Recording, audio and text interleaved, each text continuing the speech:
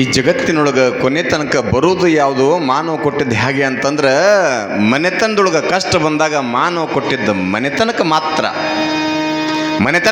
ನಿಗಸಬಹುದ ಕೊಟ್ಟಾವ ಮತ್ತು ಒಂದು ದಿವಸ ಬಂದು ಕೇಳಬಹುದ.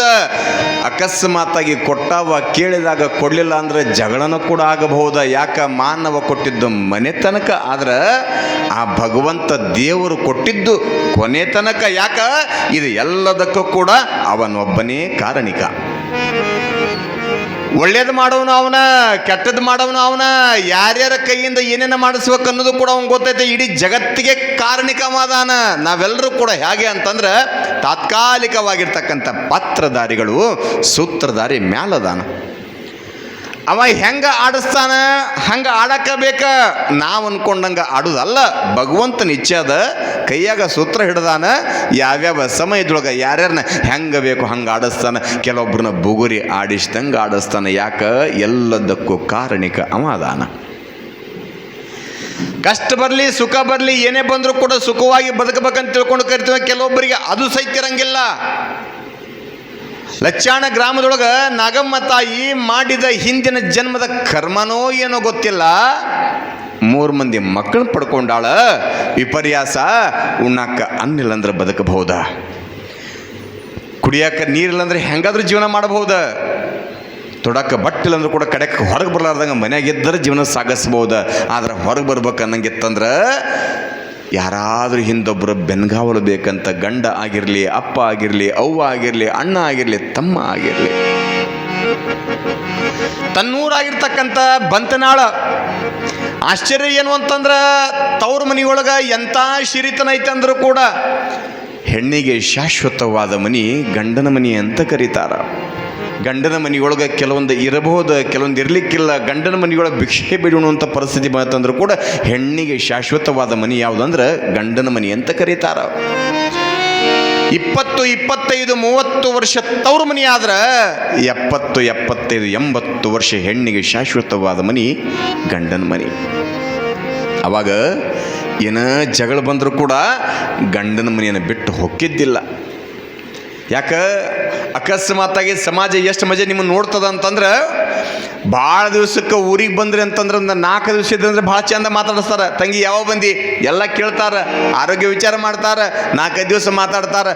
4 ದಿವಸ ಬಿಟ್ಟು 8 ದಿವಸ ಇರ್ರಿ, 8 ದಿವಸ ಬಿಟ್ಟು 15 ದಿವಸ ತವ್ರ ಮನೆಗಿದ್ರಿ ಅಂತಂದ್ರೆ ಚಲವ ಮಾಡ್ತಾರೆ. ಗುಸು ಗುಸು ಗುಸು. ಯಾಕೆ ಭಾಳ ದಿವಸ ಉಳ್ಕೊಂಡಳವ, ಏನು ಗಂಡ ಹೆಂಡತಿ ಜಗಳ ಬಂದೈತೆ ಹೆಂಗೆ? ಯಾಕೆ ತವ್ರ ಮನ್ಯಾಗ ಒಟ್ಟು ನಾವು ನೋಡೋಕೆ 8 ದಿವಸ ಆಗಿತ್ತು, ಇಷ್ಟು ದಿವಸ ಇದ್ದಿದ್ದಿಲ್ಲ. ಮತ್ತು ಅತ್ತೆ ಸೊಸಿ ಏನು ಜಗಳ ಆಗೈತೆ ಹೆಂಗೆ? ಚಲವ. ಯಾಕೆ ಜನಗಳು ಅದ್ರಾಗ ಹೆಣ್ಮಕ್ಳು ಹೆಂಗಂತಂದ್ರೆ ನೀವು ಹಿಂಗಿದ್ರೆ ಹಿಂಗೆ ಮಾತಾಡ್ತೀರಿ, ಹಿಂಗಿದ್ರೆ ಹಂಗೆ ಮಾತಾಡ್ತೀರಿ. ಸಮಾಜ ಬರೀ ತವ್ರ ಮನೆಯೊಳಗೆ ಮದುವೆ ಮಾಡಿ ಗಂಡ ಮನೆಗೆ ಕಳಿಸಿರ್ಬೇಕು, ಒಂದು 8 ದಿವಸ ಜಾಸ್ತಿ ಇರಂಗಿಲ್ಲ.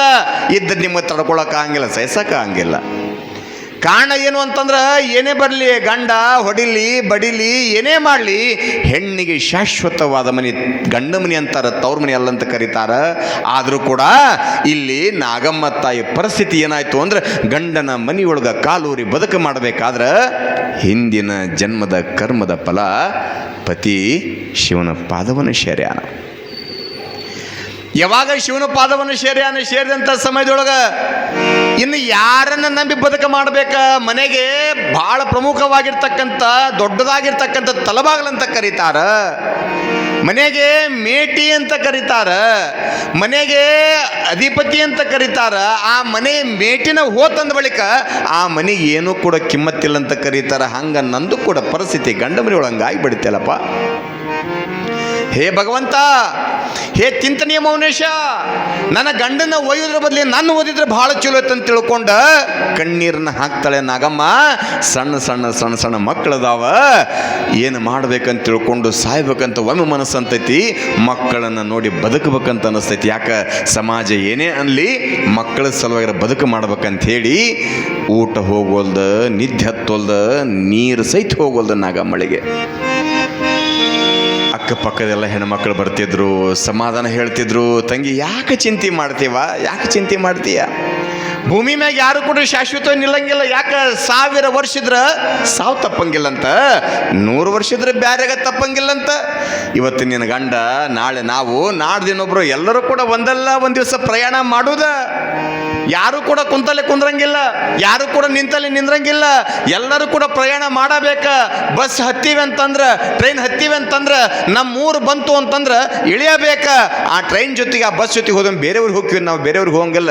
ನಮ್ಮ ಟಿಕೆಟ್ ಎಲ್ಲಿ ಮಟ್ಟ ಇರ್ತೈತಿ ಅಲ್ಲಿ ಮಟ್ಟ ಮಾತ್ರ ನಮ್ಮೂರು ಬಂತ ಇಳಿಸಿ ಹೋಗ್ಕಾರ. ಕಾರಣ ಹಂಗೆ ನಮ್ಮ ಸಮಯ ಬಂತು ಅಂದ್ರೆ ಎಲ್ಲರೂ ಕೂಡ ಹೋಗಕ್ಕೆ ಬೇಕ ತಂಗಿ, ಯಾಕೆ ಚಿಂತೆ ಮಾಡ್ತೀವಿ ಅಂತ ತಿಳ್ಕೊಂಡು ಬಲ್ಲವರು ಸಮಾಧಾನ ಹೇಳ್ತಿದ್ರು. ನಾಗಮ್ಮ ಅಂತಿದ್ಲು, ಯವ್ವ ಹೆಂಗೆ ಬದುಕು ಮಾಡಲಿ, ಸಣ್ಣ 3 ಮಕ್ಕಳದಾವ, ಹೆಂಗೆ ಬದುಕು ಮಾಡಿ ತಂಗಿ ಜೀವನ ಸಾಗಿಸ್ಬೇಕ, 3 ಮಕ್ಕಳ ನೋಡಿ ಬದುಕು ಮಾಡ್ಬೇಕಂತ ತಿಳ್ಕೊಂಡು ಹೇಳಿದಾಗ ವಾರ ಹೋತು, 15 ದಿವಸ ಹೋತು, ತಿಂಗಳು ಹೋತು. ನಾಗಮ್ಮ ತಾಯಿಗೆ ಚಿಂತೆ ಹತ್ತಿ ಬಿಡುತ್ತೆ, ಹೆಂಗೆ ಬದುಕು ಮಾಡೋದು ಜೀವನ, ಸಂಸಾರ ಜೀವನ ಹೆಂಗೆ ಕಳಿಬೇಕಂತ ತಿಳ್ಕೊಂಡು ಕಣ್ಣೀರು ಹಾಕ್ತಾ ಹಾಕ್ತಾ ಹಾಕ್ತಾ ಬದುಕು ಮಾಡುವಂಥ ಸಂದರ್ಭದೊಳಗೆ ಈ ಸಮಾಚಾರ ಎಲ್ಲಿಗೆ ತಿಳಿತು ಅಂದ್ರೆ ತನ್ನ ತವ್ರ ಮನೆಯಾಗಿರ್ತಕ್ಕಂಥ ಬಂತನಾಳಕ್ಕೆ ತಿಳಿತು. ಬಂತನಾಳಕ್ಕೆ ತಿಳಿದಾಗ ಆ ತಾಯಿಯ ಅಣ್ಣ ಭೀಮಪ್ಪ ನನ್ನ ತಂಗಿ ಮಕ್ಕಳು ನೋಡ್ಬೇಕಂತ ತಿಳ್ಕೊಂಡು ಸೀದಾ ಬಂತನಾಳಿಂದ ಕಕ್ಕಳ ಮೇಲೆ ಬಂದ. ಕಕ್ಕಳ ಮೇಲೆ ಬಂದಾಗ ತಂಗಿ ಕಣ್ಣೀರು ಹಾಕೋದು ನೋಡಿ ಸಹಿಸಾಕಾಗಲಿಲ್ಲ. ಸಹಿಸಾಕ ಆಗದೆ ಇರುವಂಥ ಸಮಯದೊಳಗೆ ಅಣ್ಣ ವಿಚಾರ ಮಾಡಿದ. ಕಾರಣ ಏನು ಅಂತಂದ್ರೆ 3 ಮಕ್ಕಳು ಹೆಣ್ಮಗಳು ಅದರ ಬೇರೆ ಹೆಂಗೆ ಬದುಕು ಮಾಡ್ತೀವ, ತವ್ರ ಮನೆ ಕರ್ಕೊಂಡು ಹೋಗ್ಬೇಕನ್ನಾಕ ಗಂಡನ ಮನೆ ನಿನಗೆ ಅಪವಾದ ಬರಬಾರ್ದ, ಏನು ಮಾಡ್ಬೇಕಂತ ತಿಳ್ಕೊಂಡು ಒಂದು 2 ದಿವಸ ಇದ್ದ ಅಣ್ಣ ತಂಗಿ ಜೊತೆಗೆ, ತಂಗಿ ಮಕ್ಕಳ ಜೊತೆಗೆ ಆನಂದವಾಗಿ 2 ದಿವಸ ಇರೋದ್ರೊಳಗೆ ಆತ ಅನ್ಕೊಂಡ ನನ್ನ ತಂಗಿ ಊರಾಗಿದ್ರೆ ಬದುಕು ಮಾಡಂಗಿಲ್ಲ. ಯಾಕಂತಂದ್ರೆ ಸ್ವಲ್ಪ ಜಾಗ ಬದಲಾಗಬೇಕಂತ ಕರೀತಾರ. ಕಾರಣ ಏನು ಅಂತಂದ್ರೆ ನನ್ನ ತಂಗಿನ ತವ್ರ ಮನೆ ಕರ್ಕೊಂಡು ಹೋಗ್ಬೇಕಂತ ತಿಳ್ಕೊಂಡು ಭೀಮಪ್ಪ ವಿಚಾರ ಮಾಡಿದಾಗ ಮತ್ತು ಊರಿನ ಹಿರಿಯರನ್ನ ದೈವ ಕೂಡಿಸಿದ. ದೈವ ಕೂಡಿಸಿ ಅಂತಂದ ಮತ್ತೆ ಹೆಂಗ್ರಿಪ್ಪ, ಮತ್ತು ಊರು ದೈವದ, ಊರು ಹಿರಿಯರದಿರಿ, ಮದುವೆ ಮಾಡಬೇಕಾದ್ರೂ ಕೂಡ ಊರು ಹಿರಿಯರ ದೈವ ಬೇಕು, ಹೆಸರಿಡಬೇಕಾದ್ರೂ ಕೂಡ ಊರು ಹಿರಿಯರ ದೈವ ಬೇಕು, ಕಲ್ಯಾಣ ಕಾರ್ಯ ಮಾಡ್ಬೇಕಂದ್ರೂ ಕೂಡ ಊರು ಹಿರಿಯರ ದೈವ ಬೇಕು, ಸತ್ತಾಗೂ ಕೂಡ ಹೊರಾಕ ಊರು ಹಿರಿಯರ ದೈವ ಬೇಕು. ದೈವ ಇಲ್ಲದೆ ಏನೂ ಮಾಡೋಕ್ಕಾಗಲ್ಲ. ಈ ಪ್ರಸಂಗ ಬಂದ ನೀವು ಅಂತೀರ ನೋಡ್ರಿ, ಅಣ್ಣ ತಮ್ಮ ಜಗಳ ಮಾಡುವಂಥ ಸಮಯದೊಳಗೆ ಏನಂತೀರ, ಊರು ಹಿರಿಯರು ಯಾರಾದ್ರೂ ಬಂದ ತಮ್ಮ ಹಂಗಲ್ವದು ಜಗಳ ಮಾಡ್ಬೇಡಂತ ತಿಳ್ಕೊಂಡು ಅಂದಾಗ, ಹಂಗೆ ನಿಮ್ಮ ತಂದೆ ತಾಯಿಗೆ ಅನ್ಬೇಡ ಅಂದಾಗ, ನಿಮ್ಮ ಅಣ್ಣಗೆ ಹಂಗೆ ಅನ್ಬೇಡ ಅಂತ ತಿಳ್ಕೊಂಡು ಅಂದಾಗ, ನೀ ಏನು ಹೇಳ್ತೀನಿ ನಡಿ ಹೋಗಂತ ತಿಳ್ಕೊಂಡು ಅಂದ್ಬಿಡ್ರಿ. ಇನ್ನೇಮ್ಮ ಕಷ್ಟ ಬಂದಾಗ ಕರೆಯೋಕೋರಿ, ಹೋಮರೇ ಅವತ್ತು ನಿಮ್ಮ ಮನೆ ಜಗಳ ಬಗೆಹರ್ಸಕ್ಕೆ ಬಂದಾಗ ನಾವು ಬೆಲೆ ಕೊಟ್ಟಿಲ್ಲ, ದೈವಕ್ಕೆ ಬೆಲೆ ಇಲ್ಲ, ನಿಮ್ಮ ಮನೆ ನಾವ್ಯಾಕೆ ಬರೋಂತ ತಿಳ್ಕೊಂಡು ಸರ್ಕೊಂಡ್ಬಿಡ್ತಾರೆ. ಯಾಕೆ, ದೈವ ಬಹಳ ದೊಡ್ಡದದ, ದೈವ ಬಹಳ ದೊಡ್ಡದದ. ಅಣ್ಣ ಭೀಮಣ್ಣ ದೈವ ಕೂಡಿಸಿದ, ದೈವದವ್ರನ್ನ ಕೂಡಿಸಿ ಹೇಳ್ತಾನೆ, ಮತ್ತೆ ಹೆಂಗ್ರಿಪ್ಪ ತಾವೆಲ್ಲ ಊರು ದೈವದಿರಿ, ತಾವು ಒಂಚೂರು ಮತ್ತು ಅಪ್ಪಣೆ ಕೊಟ್ರಿ ಅಂದ್ರೆ ಹ್ಞೂ ಅಂದ್ರೆ ನನ್ನ ತಂಗಿನ ತವ್ರ ಮನೆ ಕರ್ಕೊಂಡು ಹೋಗ್ಬೇಕಂತ ಮಾಡೀನಿ. ಇರಾಕಿ ಹೆಣ್ಮಗಳು, ಸಣ್ಣ 3 ಮಕ್ಕಳು ಅದಾವ, ಜೀವನ ಭಾಳ ಕಷ್ಟ ಆಗ್ಯದ. ಹಿಂಗಾಗಿ ತಾವು ಹ್ಞೂ ಅಂತಂದ್ರೆ ತವ್ರ ಮನೆ ಕರ್ಕೊಂಡು ಹೋಗ್ಕೇನ್ರಿಪ್ಪ ಅಂತ ತಿಳ್ಕೊಂಡು ಹೇಳಿದಾಗ ಊರು ದೈವದವ್ರು ಅಂದ್ರೆ ಯಾರು ಬೇಡ ಅಂತಾರಪ್ಪ, ಮನೆಯಾಗಿರೋವನ ಮೇಟಿಗಂಬನ ಆತಿದ್ದ, ಮತ್ತು ಮೇಟಿನ ಹೋಗೈತೆ ಅಂದ ಬಳಿಕ ಹೆಣ್ಮಗಳರು ಹೆಂಗೆ ಬದುಕು ಮಾಡ್ತಾಳೆ. ಕಾರಣ ಸ್ವಲ್ಪ ದುಃಖ ಮರಿಲಿ, ನೋವು ಮರಿಲಿ, ಇರೋ ತನಕ ಒಂದು ಸ್ವಲ್ಪ ದಿವಸ ತವ್ರ ಮನೆಗೆ ಇಟ್ಟೋರು ಅಂತ ತಿಳ್ಕೊಂಡು ಊರು ದೈವ ಎಲ್ಲರೂ ಕೂಡ್ಕೊಂಡು ಕಳಿಸ್ಕೊಡ್ತಾರೆ. ಬಂಡಿ ಒಳಗೆ ತಂಗಿಯಾಗಿರ್ತಕ್ಕಂಥ ನಾಗಮ್ಮ 3 ಮಂದಿ ಮಕ್ಕಳನ್ನು ಅಣ್ಣ ಕರ್ಕೊಂಡು ಸೀದಾ ಎಲ್ಲಿಗೆ ಬಂದಂದ್ರೆ ಬಂತನಾಳಕ್ಕೆ ಬರ್ತಾಳ. ತನ್ನ ತವ್ರ ಮನೆಯಾಗಿರ್ತಕ್ಕಂಥ ಬಂತನಾಳಕ್ಕೆ ಯಾವಾಗ ಬಂದಾಳೆ, ಬಂತನಾಳಕ್ಕೆ ಬಂದಂಥ ಸಮಯದೊಳಗೆ ಅಲ್ಲಾದರೂ ಕೂಡ ಅದೇ ದುಃಖ, ಅದೇ ಕಷ್ಟ. ಯಾಕೆ, ಗಂಡಿದ್ದ ಅಂತ ತಿಳ್ಕೊಂಡು ಜೀವನ ಭಾಳ ಚಂದ ನಡೆದಿತ್ತು. ಈಗ ಗಂಡಿಲ್ಲ ಅಂದ್ರೆ ಬದುಕು ಮಾಡೋದು ಹೆಂಗೆ, ಅದ್ರಾಗ ಇರೋದು 2 ಎಕರೆ ಹೊಲ ಅದ, ಇರೋದು ಭಾಳ ಸುಂದರವಾಗಿರ್ತಕ್ಕಂಥ ಕುಲಿಮೆದ, ಬಡಿಗೆರ್ತನ ಮಾಡ್ತಿದ್ದ, ಅದು ಕೂಡ ಹಂಗೆ ನಿಂತ್ಕೊಂಡು ಬಿಡುತ್ತೆ, ಕುಲಿಮಿನೂ ಕೂಡ ಹಂಗೆ ನಿಂತು ಬಿಡುತ್ತೆ. ಮನೆ ಕಿಲಿ ಹಾಕಿ ಹೊಲವನ್ನು ಇನ್ನೊಬ್ಬರಿಗೆ ಕೊಟ್ಟು ಬಂದುಬಿಟ್ಲ. ಕೊಟ್ಟು ಬಂದಾಗ ತವ್ರ ಮನೆಯೊಳಗೆ ನಿತ್ಯಲೂ ಕೂಡ ಕಾಲವನ್ನು ಕಳೀತಾ ಕಳೀತಾ ಕಳೀತಾ ಬದುಕು ಮಾಡಬೇಕಾದ್ರೆ ನಾಗಮ್ಮ ತಾಯಿ ಮನಸ್ಸು ಗಂಡನ ಮನೆಯತ್ತ ಹೋಗ್ತಿತ್ತಂತ. ಎಷ್ಟೇ ಇದ್ರೂ ಕೂಡ ಶಾಶ್ವತವಾದ ಮನೆ ಹೆಣ್ಣಿಗೆ ಗಂಡನ ಮನೆ ಅಂತ ಕರೀತಾರೆ. ಗಂಡ ಮನೆಗೆ ಹೋಗ್ಬೇಕಂತ ತಿಳ್ಕೊಂಡು ಅನ್ನಾಕ ಏನು ಮಾಡ್ಬೇಕಂತ ತಿಳ್ಕೊಂಡು ದುಃಖ ಮಾಡ್ಕೋಂತ ಹೆಂಗೋ ನಡೆಸ್ಬೇಕಂತ ತಿಳ್ಕೊಂಡು ಬದುಕು ಮಾಡುವಂಥ ಸಮಯದೊಳಗೆ ಅಣ್ಣ ಭೀಮಪ್ಪ ತಂಗಿ ಮಕ್ಕಳನ್ನ ಆನಂದವಾಗಿ ತನ್ನ ಮಕ್ಕಳನ್ನ ತಿಳ್ಕೊಂಡು ಜೋಪಾನ ಮಾಡ್ಕೊಂತ ಮಕ್ಕಳಿಗೆ ವಿದ್ಯೆ ಕೊಡ್ಬೇಕಂತೇಳಿ ವಿಚಾರ ಮಾಡಿದ. ಹಿಂಗೆ ಯಾವಾಗ ವಿಚಾರ ಮಾಡಿದಂಥ ಸಮಯದೊಳಗೆ ತವ್ರ ಮನೆಯೊಳಗೆ ತಿಂಗಳು ಹೋತ, 2 ತಿಂಗಳು ಹೋತ, 6 ತಿಂಗಳು ಹೋತ, ವರ್ಷ ಕಳೀತ. ಹಾಕಿದ ಮನೆ ಕಿಲಿ ಹಾಕಿದಂಗೆ ಇತ್ತ. ಅಕಲ್ಪಿಕವಾಗಿ 1 ವರ್ಷ ಆದ ಮೇಲೆ ಕಕ್ಕಳ ಮೇಲೆ ಒಬ್ಬಕ್ಕೆ ಹೆಣ್ಮಗಳ ಸಂತಿ ಒಳಗೆ ಬಜಾರ್ದಾಗ ಕೂಡಿಲ್ಲ ಅಂತ. ಯಾರಿಗೆ, ನಾಗಮ್ಮಳಿಗೆ. ಬಜಾರ್ದೊಳಗೆ ಕೂಡಿದಾಗ ಸಂತಿ ಒಳಗೆ ಕೂಡಿದಾಗ ಆ ಹೆಣ್ಮಗಳು ಮಾತಾಡಿಸಿ ಅವ ಎಷ್ಟು ದಿವಸ ಆಗಿತ್ತವ ನೀನು ನೋಡಿ ಹೆಂಗದೆ ಹಂಗೆ ಯೋಕ್ಷಮ ಎಲ್ಲ ಮಾತಾಡ್ತೀವಿ ಭಾಳ ಖುಷಿ ಆಯ್ತು ತಂಗಿ ಈ ಸಲ ಮಳಿ ಭಾಳ ಚಲೋ ಆಗೈತವ ಪೀಕ್ ಭಾಳ ಚಲೋ ಬರಕತ್ತೈತಿ ಎಷ್ಟು ದಿವಸ ತವ್ರ ಮನೆಗೆ ಇರ್ತೀಯ ಎಂದಿದ್ರು ಕೂಡ ಗಂಡ ಮನಿ ಶಾಶ್ವತ ಅಂತ ಕರೀತಾರ ಯಾಕ ಗೃಹಿಣಿ ಗೃಹ ಮುಷ್ಟಿತಿ ಅಂತ ಕರೆದಾರ ದೊಡ್ಡ ಮನಿ ಅದ ಕಾರಣ ಹಾಕಿದ ಮನಿ ಕಿಲಿ ಇವತ್ತು ಕೂಡ ತೆಗೆದಿಲ್ಲ ಆ ಮನಿ ಆಧಾರವೇ ನೀನು ಮನಿಗೆ ನೀನೇ ಭೂಷಣ ಮನಿ ಕಿಲಿ ಹಾಕಿದ್ರೆ ಬಾ ಆ ಮನಿಗೆ ಶೋಭೆ ಅಲ್ಲ ಕಾರಣ ಎಷ್ಟು ದಿವಸ ಇರ್ತೀವ ತವ್ರ ಮನೆಯಿಂದ ಗಂಡ ಮನೆ ಬಂದ್ಬಿಡು ಏನೇ ಇರಲಿ ಕಷ್ಟ ಇರಲಿ ಸುಖ ಇರಲಿ ನಿನಗೆ ಕಾಳು ಕಡಿ ದವಸ ಧಾನ್ಯ ನಿನಗೇನು ಬೇಕು ಎಲ್ಲ ನಿನ್ನ ಅಣ್ಣ ವ್ಯವಸ್ಥೆ ಮಾಡ್ತಾನೆ ಆದರೂ ಕೂಡ ಒಂದಷ್ಟು ಗಂಡ ಮನೆ ಬಂದು ತಾಯಿ ದೀಪ ಹಚ್ಚುವ ಅಂತ ತಿಳ್ಕೊಂಡು ಬೇಡಿಕೊಂಡಾಗ ನಾಗಮ್ಮ ತಾಯಿ ಮನಸ್ಸು ಗಂಡನ ಮನೆ ಕಡೆ ಹರಿತ ಯಾವಾಗ ಗಂಡ ಮನೆ ಕಡೆಗೆ ಹರಿದಂಥ ಸಮಯದೊಳಗೆ ಅಣ್ಣನ ಕೂಡಿಸ್ಕೊಂಡು ತಂಗಿ ಅಂತ ನಾಗಮ್ಮಯ್ಯಣ್ಣ ಮತ್ತು ಹಿಂಗಪ್ಪ ನಾನು ಎಷ್ಟು ದಿವಸ ಇರಲಿ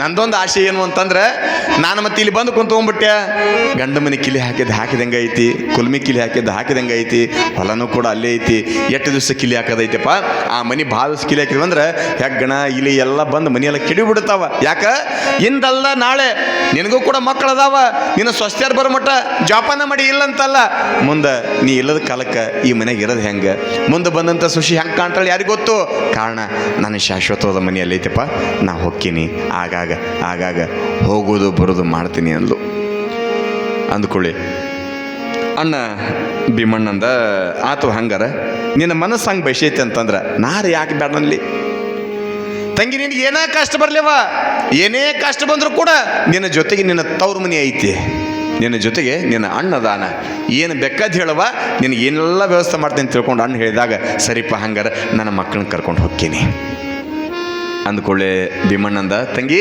ಕರ್ಕೊಂಡು ಹೋಗಿ ಬೇಡ ಅಂತಲ್ಲ ಆದ್ರೆ ಏನು ಅಂತಂದ್ರೆ 3 ಮಕ್ಕಳನ್ನ ಜೋಪಾನ ಮಾಡೋದು ಭಾಳ ಕಷ್ಟ ಆಗತ್ತೆ ನನಗೆ ಏನು ಅಂತಂದ್ರೆ ಸಿದ್ದಪ್ಪನ ನನ್ನಂತೇಳಿ ಬಿಟ್ಟು ಬಸಪ್ಪ ಮತ್ತು ಶಿವಲಿಂಗಮ್ಮನ ಇಬ್ಬರನ್ನ ಕರ್ಕೊಂಡು ಹೋಗ್ಬಿಡು ನಿನ್ನ ಹಿರಿಯ ಮಗನನ್ನು ನಾನು ಜೋಪಾನ ಮಾಡ್ತೀನಿ ನಿನ್ನ ಹಿರಿಯ ಮಗನಿಗೆ ನಾವೊಂದು ಚಲೋ ನಮ್ಮ ಉದ್ಯೋಗ ನಮ್ಮ ಪರಂಪರೆ ಏನು ನಮ್ಮ ಕಾಯ್ಕ ಐತೆ ಅದನ್ನು ಕಲಿಸ್ಕೊಡ್ತೀನಿ ಈ 2 ಮಕ್ಕಳನ್ನ ಕರ್ಕೊಂಡು ಹೋಗಂತ ತಿಳ್ಕೊಂಡು ತಂಗಿಗೆ ಹೇಳ್ತಾನೆ ಯಾವಾಗ ತಂಗಿ ಹೇಳಿದ ಸರಿ ಅಂತ ತಿಳ್ಕೊಂಡ 2ನೇ ಮಗನನ್ನ ಮಗಳು ಶಿವಲಿಂಗನ ಕರ್ಕೊಂಡು ಸೀದಾ ಗಂಡ ಮನೆ ಬರ್ತಾಳೆ ಬಂದಂಥ ಸಮಯದೊಳಗೆ ಎಲ್ಲರೂ ನೀ ಕೂಡ ಏನು ಖುಷಿ ಜೀವನ ಭಗವಂತ ಯಾರ್ಯಾರ ಹಣೆ ಬರ ಹೆಂಗೆ ಬರ್ದಿರ್ತಾನೋ ಯಾರಿಗೆ ಗೊತ್ತರಿ ನಾವು ಅನ್ಕೊಳ್ಳೋದ ಒಂದು ಅದು ಆಗದ ಒಂದು ನಾವು ಇಚ್ಛಾ ಪಟ್ಟಿದ್ದ ಒಂದು ಅದು ನೆರವೇರದ ಒಂದು ಭಗವಂತ ಯಾರ್ಯಾರ ಹಣೆ ಬರೆದೊಳಗೆ ಎಷ್ಟೆಷ್ಟು ಋಣವನ್ನು ಬರೆದಿರ್ತಾನೆ ಯಾರ್ಯಾರ ಹಣೆ ಬರೆದೊಳಗೆ ಹೆಂಗೆ ಬರೆದಿರ್ತಾನೆ ಅದು ಆಗಕ್ಕೆ ಬೇಕು ಯಾಕೆ ಯಾರ್ಯಾರ ಹಣೆ ಬರ ಭಗವಂತ ಯಾರ್ಯಾರಿಗೆ ಎಲ್ಲಿ ಹೆಂಗೆ ಕುಡಿಸಿರ್ತಾನೋ ಗೊತ್ತಿರಂಗಿಲ್ಲ ಅಂತಾರಲ್ಲ ಯಾರ್ಯಾರ ಋಣನ ಬಂದ